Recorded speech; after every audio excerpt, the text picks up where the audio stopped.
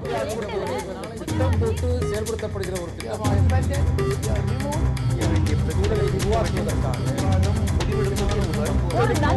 அதிகாரத்தை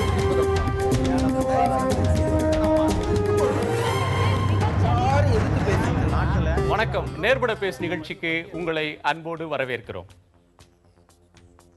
சிதம்பரம் நடராஜர் கோயில் யாருக்கு சொந்தமானது, அதை நிர்வகிக்க வேண்டியது யார் என்கிற ஒரு சர்ச்சை இன்று நேற்றில் பல ஆண்டு காலமாகவே இருந்து வருகிறது. இந்த சர்ச்சை பரம்பரை தீட்சிதர்கள் என்று அழைக்கப்படக்கூடிய சிதம்பரம் கோயிலில் சிதம்பரத்தில் பூஜை நடத்தி வரக்கூடிய ஒரு பிரிவினருக்கும் தமிழ்நாடு அரசாங்கத்திற்கும் சிவனடியார்களுக்கும் என முப்பரிமாணம் கொண்டதாக இந்த பிரச்சனை இருக்கிறது. கடந்த திமுக ஆட்சி காலத்தில் இந்த கோயிலை இந்து சமய அறநிலையத்துறை எடுத்து நிர்வகிக்கலாம், தமிழ்நாட்டில் இருக்கக்கூடிய ஏனைய பிற பெருங்கோயில்களை நிர்வகிப்பதைப் போல இந்த கோயிலையும் அரசாங்கம் நிர்வகிக்கலாம் என்று தமிழக அரசு ஏறத்தாழ கையகப்படுத்திய போது அதை எதிர்த்து தீட்சிதர்கள் தரப்பில் உயர்நீதிமன்றத்திலே, சென்னை உயர்நீதிமன்றத்திலே வழக்கு தொடரப்பட்டது. அந்த வழக்கு தமிழக அரசுக்கு சார்பாக அந்த வழக்கில் தீர்ப்பானது. அதற்கு பிறகு உயர்நீதிமன்றத்திலேயே 2 நீதிபதிகள் கொண்ட அமர்வின் முன்னால் மேல்முறையீட்டுக்கும் சென்றது. அதிலும் தமிழக அரசு வென்றது.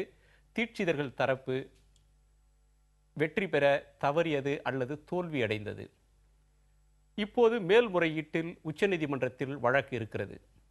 இந்த கோயில் யாருக்கு சொந்தம் என்பதில் வரலாற்று ரீதியான வாத பிரதிவாதங்கள் நடந்து கொண்டிருக்கின்றன. இதில் எந்த மொழியில் அர்ச்சனை செய்யப்பட வேண்டும், தேவாரம் திருவாசகம் ஓதப்பட வேண்டுமா, அந்த சிற்றம்பல மேடையிலே ஓதப்படக்கூடாதா என்பது பற்றியும் வாத பிரதிவாதம் இருக்கிறது. உண்டியல் வசூல் வைத்து அந்த வசூலை யார் எடுத்துக்கொள்வது, அரசாங்கமா தீட்சிதர்களா என்கிற கேள்வியும் இருக்கிறது. இதில் தமிழக அரசு இன்றைக்கு என்ன நிலை எடுக்கப் போகிறது என்கிற கேள்வியும் வந்திருக்கிறது. நேற்றைக்கு உச்சநீதிமன்றத்தில் இது தொடர்பான வழக்கு நடந்திருக்கிறது கடந்த சனிக்கிழமை. அதில் 2 நீதிபதிகள் அடங்கிய அமர்வு, சௌஹான் பாப்தே என்கிற 2 நீதிபதிகள் இதில் பல முக்கியமான கேள்விகளை எழுப்பியிருக்கிறார்கள். ஜனதா கட்சியைச் சேர்ந்த சுப்பிரமணியம் சாமி தற்போது பாரதிய ஜனதா கட்சியில் இணைந்திருக்கிறார். அவர் தீட்சிதர்கள் சார்பிலே தமிழக அரசு எடுத்த முடிவு தவறு என்று உயர்நீதிமன்றத்தில் வழக்கு தொடுத்ததைப் போல அங்கேயும் தொடர்ந்து வாதாடி இருக்கிறார். அதன் முடிவு இன்னும் சில நாட்களிலேயே கூட வெளியாக கூடும் என்கிற நிலையில் இதில் தமிழக அரசு எத்தகைய வாதத்தை முன்வைக்கப் போகிறது, இதில் பக்தர்கள் தரப்பிலே என்ன சொல்கிறார்கள் என்பதை பற்றியெல்லாம் நாம் விரிவாக விவாதிக்கப் போகிறோம். நம்மோடு இந்த அமர்வில் RSS அமைப்பைச் சேர்ந்த வழக்கறிஞர் திரு ராமமூர்த்தி, சமூக ஆர்வலர் திரு ராமசுப்பிரமணியம், தமிழ் ஆகம அறிஞர் சத்தியவேல் முருகன், இவர்களோடு சென்னை உயர்நீதிமன்ற வழக்கறிஞர் திரு செந்தில்நாதன். நாம் பேசலாம். திரு ராமமூர்த்தி, இந்த பிரச்சனையில் உங்களுடைய கருத்து என்ன? முதல் கட்ட கருத்து.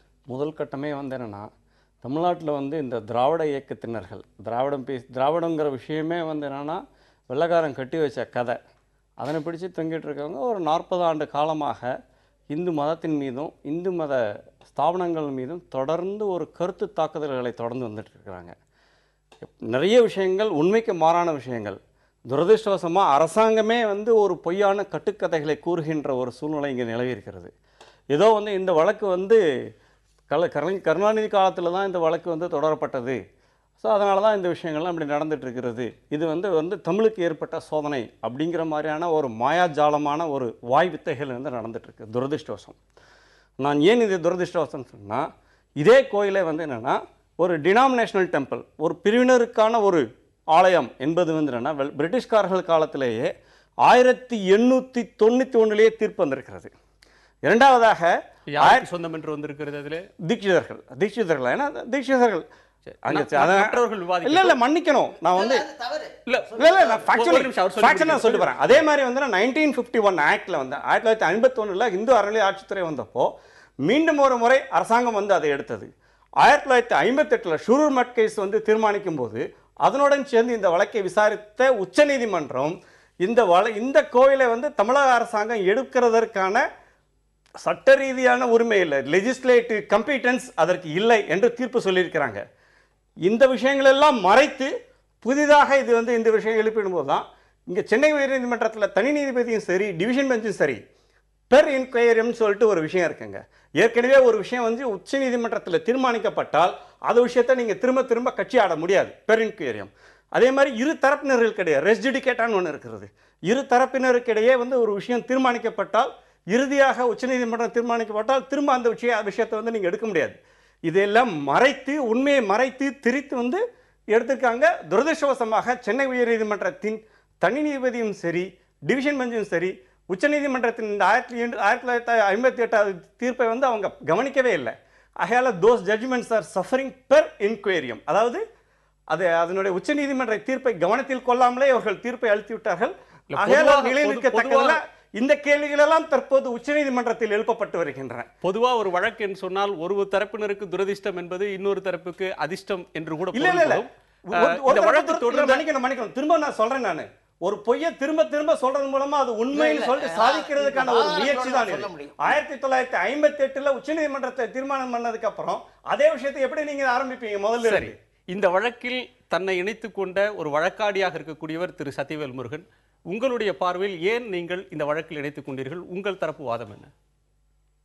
இங்கே நண்பர் ராமூர்த்தி அவர்கள் நல்ல வழக்கறிஞர். அந்த வழக்கறிஞர் அவர் சொல்லும் பொழுது அதற்குரிய ஆதாரங்கள் எடுத்து வைக்கும் பொழுது அதையெல்லாம் சரியாக இருக்கதா என்பதை பார்த்து சொல்லியிருந்தார். ஆனால் உண்மையிலேயே நான் அதை வரவேற்பேன். இது வந்து ரெஸ் ஜுடிகேட்டா என்று ஒரு வார்த்தை சொல்லுகிறார். அப்புறம் 1951 அந்த தீர்ப்பை சொல்லுகிறார். ஆனால் இது வந்து 1891 அவர்களுக்கு உரியதாக வந்துவிட்டது என்று சொல்லுகிறார். இது அத்தனையும் பார்த்தீங்கன்னா அத்தனையும் தவறானவை. 1885 இருந்து ஜட்ஜ் ஷெப்பர்டும் முத்துசாமி ஐயர் காலத்திலிருந்து நடந்த அத்தனை தீர்ப்புகளும் இவர்களுக்கு எதிராக தான் வந்து அது பப்ளிக் டெம்பிள் என்று எடுத்து சொல்லப்பட்டிருக்கிறது. அதுக்கு பேர் ஒரு நிமிஷம் அதுக்கு பேரே என்னன்னா, அந்த கோயிலுக்கு பேர் என்னன்னா, மற்ற கோயில் கூட அந்த பேர் கிடையாது. அந்த கோயிலுக்கு பேரை பொது, தில்லை பொது, அது பேர தில்லை பொது. தில்லை பொது என்பது எப்படி ஒரு தனிப்பட்ட ஒரு பரம்பரைக்கு எப்படி உரிமையாகும்? இதுவே அடிப்படையே தவறு. அது எல்லா வழக்குகளிலேயும் இவர் சொல்லுகிற 1951 MLJ 577 வந்த தீர்ப்பில் கூட என்ன சொல்லப்பட்டதுன்னா, அந்த டெம்பிள் வந்து டினாமினேஷன் டெம்பிள்னு சொல்லலை. அந்த தீட்சிதர்களை வேண்டுமானால் டினாமினேஷன் என்று சொல்லலாமே தவிர அந்த டெம்பிளை டினாமினேஷன் டெம்பிள் என்று சொல்ல முடியாது என்று அதிலேயே கொடுத்திருக்கிறார்கள். அதே மாதிரி ரெஸ் ஜுடிகேட்டா, ஒரு நிமிஷம் சாரி இல்லை படிச்சோம். ரெஸ் ஜுடிகேட்டா என்பது கொஞ்சம் நீங்க பேசும்போது நான் கொடுக்கல, தயவுசெய்து மன்னிக்கணும். இந்த ரெஸ் ஜுடிகேட்டா என்ற கேஸை அவர் இன்னும் கவனிக்காமல் கொடுத்து விட்டார் என்று சொல்லுகிறார். ரவிராஜ பாண்டியன் ஐயா நீதிபதி அவர்கள் எடுத்து சொல்லும்போது ரெஸ் ஜுடிகேட்டா என்பது அதாவது 3 பேராக்கு மேலே அது டிஸ்கஸ் பண்ணி இது இல்லை என்று எடுத்து காட்டியிருக்கிறார். இரு தரப்பினருக்குமான பிரச்சனை இது அல்ல. அது அல்ல, பழைய தீர்ப்பு வந்து இதற்கு பொருந்தாது, இது ஒரு புதிய கோணத்தில் இருக்கிறது என்பதுதான் அந்த ரெஸ் ஜுடிகேட்டா என்பதனுடைய பொருள். அந்த ரெஸ் ஜுடிகேட்டா என்பது இதுக்கு அப்ளை ஆகாது என்பது 3 பேரால் எடுத்து கொடுத்திருக்கிறார். அது ஏனும் பார்க்காது பேசிட்டார் என்பது போல அவர் சொல்லுகிறார். அந்த நீதிபதியை பார்க்கல, அவங்களாம் ஒன்றுமே தெரியாது என்பது போலவும் இவர் எடுத்து இப்பொழுது புதிதாக எடுத்து வைப்பது போல சொல்லுகிறார். எனக்கு ஆச்சரியமாக இருக்கிறது. உங்கள் வாதம் என்ன இதில்? இந்த அடிப்படையான விஷயம் நான் ஏற்கனவே சொன்னது போல, அது தில்லை பொது அவர்களுக்கு சொந்தமானதுன்னு சொல்ல முடியாது. அவர்களுக்கு உரிய அந்த நிர்வாக பொறுப்பை அவர்கள் எடுத்துக்கொண்டதாக அவர்கள் போட்ட அந்த 181 அந்த பழைய கேஸ்லேயே அவங்க என்ன எடுத்து சொல்லியிருக்காங்கன்னா, அது அந்த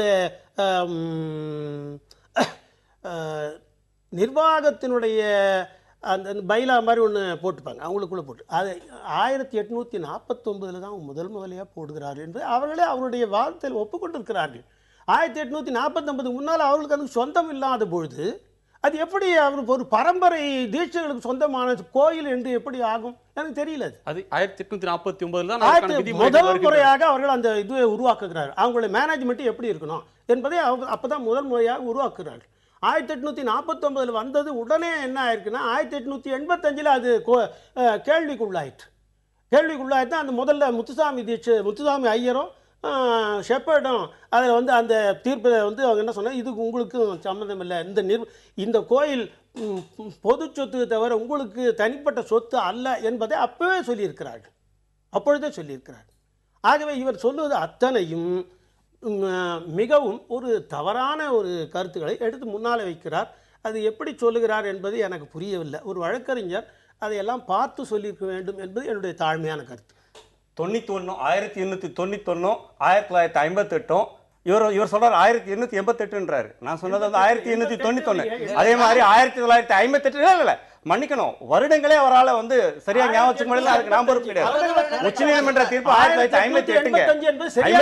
56 ஷிரூர் மடம் தீர்ப்பு வந்து 1956. இப்ப நேரடியாக நான் சொல்வதை தவறாக வருஷமே தப்பா சொல்றாரு. அதுக்கு நான் அவரும் தப்பா தான் சொல்றாரு. 1885 என்பது முதல்ல இருந்தே இருக்கிறத நம்ம முழுமையாக இந்த கேஸ்லயே பாருங்க. சுப்பிரமணிய சாமி எனக்கு கொடுத்த அந்த அவருடைய அஃபிடவிட் எதில் இருக்கு, அதுவே எடுத்து கொடுத்திருக்கிறாங்க.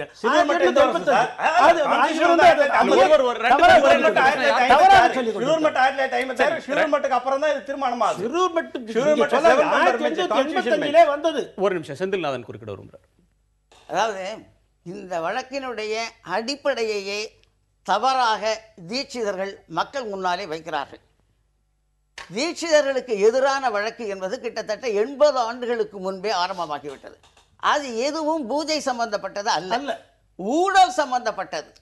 தில்லை கோவிலில் தீட்சிதர்கள் ஊழல் செய்கிறார்கள் என்று வழக்கு வந்தபோதுதான் அந்த கோயிலை நிர்வாகம் செய்வதற்காக அப்போது ஒரு ஸ்கீம், ஒரு திட்டம் வரையறுக்கப்பட்டது. கோயிலில் எப்படி ஊழல் செய்ய முடியும்? கோயில் ஒரு பக்திக்கான இடம். இல்ல அங்க பொருள் இருக்கு, பணம் இருக்கு, நகை இருக்கு. இன்னைக்கு அவங்க எவ்வளவு கணக்கு காமிச்சார்கள் அப்படின்னு சொன்னா 37,000 ரூபா தான் வருமானம்னு சொன்னாங்க. எல்லாம் செலவு போக 199 ரூபா தான் மிச்சம்னு சொன்னாங்க. மாதத்திற்கா வருடத்திற்கு.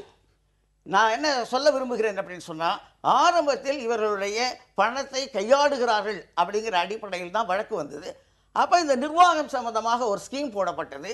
அந்த ஸ்கீமை எதிர்த்து உயர்நீதிமன்றத்திற்கு வந்தார்கள். உயர்நீதிமன்றம் அதை மாற்றியது.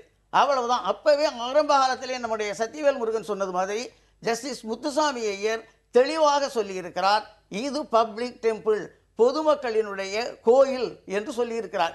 ஏனென்றால் இதை தீட்சிதர்கள் கட்டவில்லை, சோழர்கள் கட்டிய கோவில் இது. வரலாறு அதுதான். இவர்களே கட்டியிருந்தால்தான் இவர்கள் அதில் எந்த உரிமையும் கோர முடியும். அதனாலே இவர்கள் கட்டிய கோவில் அல்ல. இவர்களுடைய வாதம் என்னவென்று சொன்னால், இது டினாமினேஷனல் டெம்பிள். சரி, நான் உங்களுடைய வாதத்துக்கு வருவதற்கு முன்னால் திரு ராமசுப்ரமணியம், ஒரு பக்தர்களுக்கு யாருக்கெல்லாம் கடவுள் நம்பிக்கை இருக்கிறதோ அல்லது இந்து மதத்தில் நம்பிக்கை இருக்கிறதோ அவர்கள் வழிபடுவதற்கு கோயில் இருக்கிறது சொன்னால் அது எல்லோருக்குமான கோயில் என்று தான் பார்க்கப்படும். கோயிலில் தர்மகாரியம் செய்வதற்கு யாரும் ஜாதியோ வேறு வேறுபாடுகளோ பார்ப்பதில்லை. பக்தி இருக்கக்கூடியவர்கள் கோயிலில் சென்று செய்கிறார்கள். இவர்கள் சொல்லும் போதுதான் புதிய வார்த்தை பிரயோகங்கள் நம்முடைய விவாதத்துக்கு வருகிறது. ஒன்று, திரு ராமமூர்த்தி சொன்னதை போல டினாமினேஷன் டெம்பிள், இவர்கள் சொல்கிறார்கள் பப்ளிக் டெம்பிள். ஒரு கோயில் பொது ஸ்தாபனமா அல்லது தனியார் ஸ்தாபனமா என்கிற வாதம் முன்வைக்கப்படுகிறது. தனியார் ஒரு சொத்து இருக்கிறதுன்னு சொன்னால் அது தனியாருக்கு சொந்தமானதாக இருக்கலாம், பொதுவானதாக இருக்கலாம். கோயில் போன்ற ஒரு அமைப்பு எப்படி பொதுவானதாகவோ அல்லது தனியாராக எப்படி இருக்க முடியும்? நிச்சயமாக இந்த கோயிலை பொறுத்த வரைக்கும் இது இவங்கெல்லாம் சொல்கிறது வாதத்துக்கு நம்ம ஆனால் பேசிகிட்டு இருக்கலாம். இது மாதிரி இந்த கோயில் தீட்சிதர்களுக்கு சம்பந்தமே கிடையாது, அவர்கள் ஊழல் செய்து விட்டார்கள் அதனால அப்படிங்கிற மாதிரிலாம் அவர் பேசினார். சோழர் கட்டிய கோயில் இருக்கட்டும், அது சோழர் கட்டினார்னா அது உடனே அவர் மட்டுமே கட்டலை. அது நீங்கள் ஹிஸ்ட்ரி எடுத்து பார்த்தீங்கன்னா இன்னொரு நம்முடைய துரதிருஷ்டமான சமாச்சாரம் நம்ம நாட்டில் என்னென்னா, இந்த நம்ம சோழர் காலத்திற்கு பிறகு தான் பல கல்வெட்டுகள் எல்லாம் அமைந்திருக்கின்றன. அதற்கு முன்பெல்லாம் பார்த்தீங்கன்னா நிறைய நடந்திருக்கின்றது. ஆனால் நம்ம அந்த ரெக்கார்ட் பண்ணுறதுக்கு தவறிவிட்டோம். அதனால் சோழர் தான் கட்டி கொடுத்தாங்கன்னு கிடையாது. அது எப்போ பதஞ்சலி வியாகரபாத முனிவர்கள் சமயத்திலேருந்தே இருந்து கொண்டிருக்கின்றது. அதெல்லாம் சோழருக்கும் அதுக்கு சம்பந்தமே கிடையாது. அது இருங்க சார். அரே my dear friend, please allow me to talk. Don't be talking on your கருத்து சொல்லி முடிங்க. அதாவது இது என்ன கோயில் நேத்திக்கு முந்தானா இந்த மாதிரி சோழர் காலத்தில் 8ஆம் நூற்றாண்டு 7ஆம் நூற்றாண்டெல்லாம் கிடையாது. இது அதற்கு பதஞ்சலி வியாகரபாத முனிவர்கள் காலத்திலேருந்தே இருந்து கொண்டிருக்கின்றது. ஆகவே எத்தனை நூற்றாண்டு இருக்கும் நீங்க? அது நிச்சயமா 2000 வருஷம் இருக்கு. அதற்கு முன்பாகவே இருந்து கொண்டிருக்கின்றது. பதஞ்சலி வெயிட் அ மினிட், இருங்க நீங்க சொல்லுங்க, தாராளமா சொல்லுங்க. ஆகவே அதற்கு பிறகு கொஞ்சம் கொஞ்சமாக இந்த ஒரேடியா கோயிலை கட்டினாங்கன்னு நான் சொல்லவே இல்லை. அது பல பக்தர்கள் அதை குறிப்பாக மன்னர்கள் எல்லாம் உருவாக்கிய கோயில் பல வேறு வகைகளிலே அதை கட்டி இருக்கிறார்கள். ஆகவே இந்த தீட்சிதர்கள் என்று பார்த்தால் அவர் யாரோ ஒரு தனி ஆள் கிடையாது. அவர்லாம் நம்முடைய அந்த செய்திகள் வருகின்ற ஹிஸ்டரி எடுத்து பார்த்தீங்கன்னா அவர்களெல்லாம் நடராஜ பெருமானோடு வந்தவர்கள். தில்லை 3000 என்று சொல்லும் பொழுது அந்த தீட்சிதர்களும் அந்த நடராஜ பெருமானை உள்ளடக்கியவர்கள் தான். ஆகவே இது பொதுன்னு சொல்றார், பொது தீட்சிதர் என்று பெயர். தீட்சிதர்களுக்கே அவங்களுக்கு பேர் என்ன, இவர் தில்லை புது அப்படின்னு ஒண்டி அந்த கோயிலை ஒண்டி தனி பிரிச்சு பார்க்க முடியாது. எனக்கு அதுல ஒரு சின்ன தெளிவு தாருங்க. ஒரு கோயில் தஞ்சை ராஜராஜன் கட்டிய ஒரு கோயில் இருக்கிறதுன்னு சொன்னால் பெருவுடையார் கோயில் இருக்கிறது. அது எல்லோருக்கும் சொந்தமானதாக எல்லோரும் செல்லலாம், வழிபடலாம். அதை நிர்வகிப்பது அரசு நிர்ணயிக்கிறது. அது குறிப்பிட்ட எந்த எல்லாருமே போலாம், இங்க எல்லாருமே போலாம், யாரும் உரிமை கொண்டாட முடியாது அதற்கும். இதுல வந்து ஒரு நிமிஷம் நான் என்னுடைய கேள்வியை கேட்டுறேன். இப்ப தஞ்சை பெரிய கோயில் தமிழர்களுடைய கலையினுடைய ஒரு மிகப்பெரிய வடிவமாக பார்க்கப்படுகிறது. உலகம் முழுவதிலும் அதற்கு பக்தர்கள் வருகிறார்கள், பொதுமக்கள் வந்து பார்க்கிறார்கள். அந்த கோயில் பொது கோயிலாக இருக்கும்போது ஒரு கோயில் மட்டும் எப்படி தனி கோயிலாக டினாமினேஷன் டெம்பிள் என்று இருக்கிறது எப்படி சரியான கிரேட்னஸ்? அதனுடைய மிக சிறப்பான அம்சம் என்பதை சிதம்பரத்தை பொறுத்த வரைக்கும் அதுதான். மற்ற கோயில்களுக்கெல்லாம் போல அல்லாமல் இந்த சிதம்பரம் டெம்பிள் மட்டுமே தான் அதற்கென்று தனி. இன்னும் சொல்ல போனா கோயில் என்று சொன்னாலே சிதம்பரம் தான். சைவர்களுக்கு கோயில் அப்படின்னு ஒரு வார்த்தை சொன்னோம்னா அது சிதம்பரம் தான். சிதம்பரம் என்று சொன்னோம்னா அது தீட்சிதர்கள் தான். ஏனென்றால் இது வந்து தே ஆர் இன்செப்பரபிள். தீட்சிதர்களையும் திருக்கோயிலையும் பிரிக்க முடியாது, நடராஜ பெருமானையும் தில்லை தீட்சிதர்களையும் பிரிக்க முடியாது. ஆகவே அவர்களெல்லாம் ஒன்றானவர்கள் தான். அதற்கு அந்த கோயில்களுக்கு பல்வேறு வகைகளிலே பல பக்தர்கள் செய்து கொண்டிருக்கின்றார்கள் என்பது உறுதி. ரெண்டாவது பாயிண்ட், அந்த ட்ரஸ்ட் இது ஊழல் செஞ்சாங்க அப்படின்னு நான் பார்க்கல. தொடர்ந்து பேசலாம். ஒரு நிமிஷம் இதுக்கு நான் அவர்கிட்ட கேட்க ஒரு நிமிஷம். முக்கியமானது வரலாற்றை பற்றி அவர் சொல்லுகிறார். இப்போ வரலாற்றை பற்றி அவர் சொல்லும்போது அது பதஞ்சலி காலத்திலேயே கட்டப்பட்டது. அது என்ன காலம் என்று அவரால் சொல்ல முடியல. அது ஏதோ பழங்காலத்திலிருந்து வந்திருக்கு என்று அவர் எடுத்து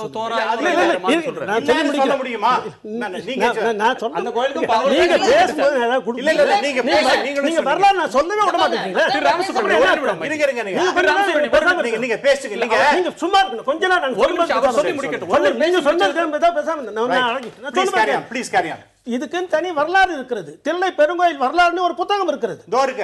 அந்த தில்லை பெருங்கோயில் வரலாறு என்பதை முழுமையாக எடுத்து படித்து பார்த்தோம்னா தெரியும். என்னன்னா அதில் என்ன பண்றாங்கன்னா இரண்யவர்மன் என்கின்ற ஒரு ஸ்மார்த்த பிராமணர் வருகிறார். அந்த ஸ்மார்த்த பிராமணர் இரண்யவர்மன் என்கின்ற அந்த பிராமணர் வரும்போது அவருக்கு வந்து உடம்புலலாம் இது லீகோடமா என்று சொல்லப்படுகிற ஒரு நோய் இருக்கிறது. அந்த நோயை வந்து தீர்க்க முடியாமல் அங்கிருந்து வந்த அந்த மன்னர் இங்கே வந்தபோது இங்கே இருக்கிற அவர் பார்த்து அந்த சிவகங்கையில் நீங்கள் மூழ்கினீங்கன்னா அந்த கோயிலில் போய் ஆண்டவனை வணங்கினீங்கன்னா உங்களுக்கு அந்த நோய் தீரும் என்று சொல்லி அந்த கோயில் புராணத்திலே வருகிறது.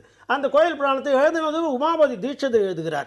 அதில் வந்து இந்த மாதிரி அந்த கோயில் புராணத்தில் இந்த மாதிரி வரப்போ அந்த சிவகங்கையில் மூழ்கி எழுந்து அவருடைய அந்த நோய் தீர்ந்ததாக எடுத்து சொல்ல. அப்போ நோய் தீர்ந்ததுக்கு முன்னாலே அங்கே குளம் இருந்திருக்கிறது, அங்கே வந்து அந்த இடத்துல கோயில் இருந்திருக்கிறது. இந்த குளத்தில் மூழ்கி அங்கே இருக்கிற கோயிலில் வணங்கி அவர் வந்து மாறி இருக்காருன்னா கோயில் அதுக்கு முன்னாலே இருந்து அர்த்தம். சார் நிச்சயமாக பதில் சொல்லணும். அதாவது இந்த ஹிரண்யவர்மனை பத்தி சொன்னது அவர் கரெக்ட். அவருடைய உடம்புல ஒரு வியாதி இருந்தது. அது அந்த சிவகங்கை என்கின்ற குளத்துல குளிச்சார், அதனால அவருக்கு உடல்நிலை சரியாயிற்றுன்னு. அதோட அப்படி அர்த்தம் கிடையாது. அதற்கு முன்பாகவே அங்க சுயம்புவாக இருக்கக்கூடிய சிவலிங்கம் இருக்கிறது. அந்த சிவலிங்கத்தை வழிபடுகின்றான் இந்த ஹிரண்யவர்மன். ஆகவே அதற்கு முன்பாகவே, அதாவது இவர் சொல்லக்கூடிய காலத்திற்கு முன்பாகவே அந்த பதஞ்சலி முனிவர் வியாக்கிரவாத முனிவர்கள் அதற்கு முன்பாகவே நான் பேச விட மாட்டேன்றீங்களே. நீங்க பேசிட்டீங்க. ஆகவே இவர் வந்து ஒண்ணுமே கோயிலே கிடையாது. அந்த ஹிரண்யவர்மன் குளத்துல போய் குளிச்சான்ங்கிறதெல்லாம் வேற அபத்தமான இந்த தில்லை பெருங்கோயில். எஸ், நீங்க தில்லை பெருங்கோயில் வரலாறு என் கையில இருக்கு. அவர் கோட் பண்றார். குளத்தில் குளித்து கோயிலில் வணங்கி கோயில் இல்ல கோயில் எங்க இல்லாம போச்சு. நீங்க அப்படிதான் ஆரம்பிச்சீங்க. திரு ராமசுப்ரமணியம் குரலை உயர்த்தாதீங்க தயவு செய்து. ஐயா திரு சத்தியவேல் முருகன், நீங்கள் இதுல வந்து கோயில்ல அந்த குளத்தில் குளிச்சு கோயில்ல சாமியை வணங்கி அதாவது தீர்ந்ததுன்னு சொல்றேன். கோயில் நான்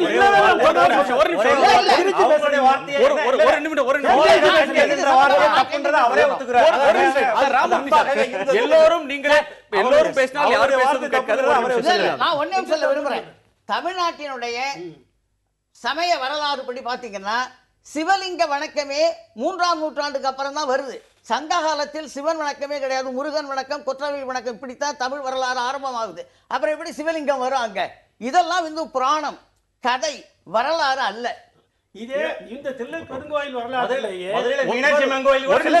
ஐயா சொல்றதை கேட்டா மதுரையில மீனாட்சி அம்மன் கோயிலே இல்லன்னு சொல்றாரு போட்டு. நான் சொல்லலையே. இல்ல அவர் தமிழ்நாட்டுல சிவ வழிபாடு தமிழ் இலக்கியம் ஏதாவது பேசுதா? ஒரு நிமிஷம், அவர் இதய நோயாளி, நீங்க உங்க கருத்தை சொல்லி முடிங்க. சிந்து உணர்ச்சிப்பட வேண்டாம், நீங்க பொறுமையாக உங்களுடைய கருத்து. பள்ளத்தாக்கு அந்த அந்த நாகரிகம் வந்து முழுக்க முழுக்க தமிழுடைய நாகரிகம் இல்ல அந்த இதற்கு போக இல்ல வேண்டாம். இல்ல நீங்க இப்ப நாம சொல்றது இல்ல, நேரடியா ஒரு கேள்விக்கு இல்ல, வந்துறேன். நடராஜர் தொடர்பு இருக்கிறது, அதுக்காக சொல்லுகிறேன். நடராஜர் வந்து அந்த இடத்துல இருந்து எடுத்திருக்கிறார்கள். அது இப்ப இங்கே சர்ஜான் மாஷு எடுத்த அந்த பல சீல்கள்ல ஒண்ணு நடராஜருடைய உருவம் இருக்கிறது.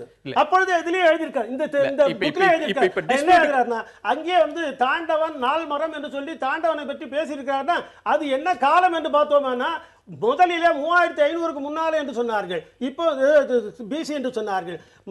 முரளி மனோகர் ஜோஷியுடைய காலத்திலேயே அதனுடைய காலத்தை வேறு ஒரு C14 என்ற மெத்தடில் ஒரு மரக்காலத்தை எடுத்து வச்சு பார்த்த போது அது கிமு 3500 இல்லை, கிமு 7500 சொல்கிறார். 10,000 ஆண்டுகளுக்கு முன்னாலே நடராஜர் சிந்துவெளிக்கு போயிருக்காருன்னா அதுக்கு முன்னாலே எங்க இருந்திருக்கணும்? இவங்க எப்போ வந்தாங்க என்பது டாக்டர் ராதாகிருஷ்ணன் சொல்லுகிறார், மற்ற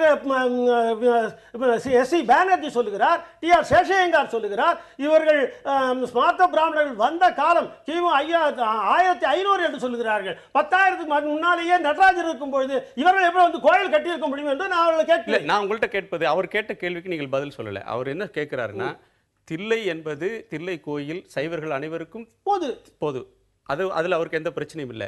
ஆனால் தில்லை கோயில் என்பதும் தீட்சிதர்கள் தான் நினைவு கூறுவார்கள். இரண்டும் தில்லை கோயில். ஒரு நிமிடம், ஒரு நிமிடம். தில்லை கோயிலும் தீட்சிதர்களும் பிரிக்க முடியாதவர்கள், இன்செபரபிள். இல்ல இல்ல நான் பதில் சொல்ல. அந்த வார்த்தை உங்களுக்கு அந்த வார்த்தை தீட்சிதர்ங்கிற வார்த்தையே முதலில் வந்து தமிழ் சொல் அல்ல, தமிழ் சொல் அல்ல. திருஞான சம்பந்தர், திருநாவுக்கரசர் யாருமே தீட்சிதர்ங்கிற சொல்ல பயன்படுத்தல. ஏற்கனவே இருந்தவர்கள் தில்லைவாழ் அந்தணர்கள். பெரிய புராணத்தில் இருந்ததும் தில்லைவாழ் அந்தணர்கள் பற்றி தான் பேசுது. தில்லைவாழ் அந்தணர்கள் வேறு, தீட்சிதர்கள் வேறு. தில்லைவாழ் அந்தணர்களை பற்றி தான் சைவ இலக்கியம் முழுவதுமே பேசுகிறது. தீட்சிதர்கள் இடையிலே வந்தவர்கள், அவருடைய பேரே சொல்லும், அவர்கள் தமிழர்கள் அல்ல, தில்லைவாழ் அந்தணர்களும் அல்ல. அடுத்து நாம் ஒரு சிறிய இடைவேளைக்கு பிறகு உங்களுடைய கருத்து ஒரு சிறிய இடைவேளைக்கு பிறகு ஒரு சிறிய இடைவேளைக்கு பிறகு நேர்பட பேசு தொடரும். திட்டம் போட்டு செயல்படுத்தப்படுகிற ஒரு திட்டமாக சூழலை உருவாக்குவதற்காக அதிகாரத்தை விதிப்பதற்காக